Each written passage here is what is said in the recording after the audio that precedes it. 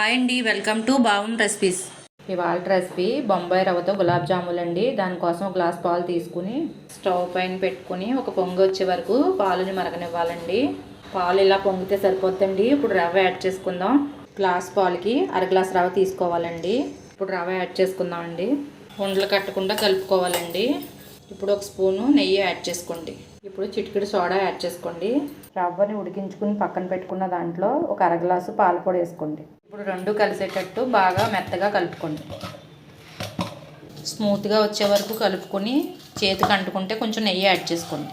ఇలా చపాతీ ముద్దలా కలుపుకోవాలండి స్మూత్గా. ఇది 10 నిమిషాలు పక్కన పెట్టుకోండి. పాకం పట్టడం కోసం ఒక గ్లాస్ పంచదార తీసుకోండి.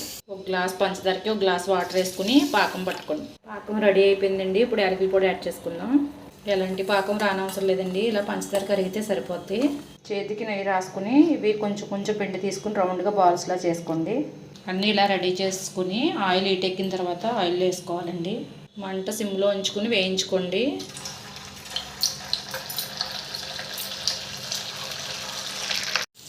వెంటనే కూడా కదపొద్దండి, విడిపోతాయి. ఇలా కలర్ మారిన తర్వాత ఒకటొకటిగా తిప్పుకుంటూ వేయించుకోవాలండి. ఇలా బ్రౌన్ కలర్ వచ్చే వరకు వేయించుకోవాలండి. వేగిపోయినాయండి. ఇప్పుడు పాకంలో వేసుకుందాం. రెడీ అయిపోయినాయండి బొంబాయి రవ్వతో గులాబ్ జాములు. చాలా టేస్టీగా ఉంటాయి. మీరు కూడా ఒకసారి ట్రై చేయండి. చాలా ఈజీ కూడా. ఈ వీడియో కనుక నచ్చితే లైక్ చేయండి, షేర్ చేయండి. మరిన్ని రెసిపీస్ కోసం సబ్స్క్రైబ్ చేయండి.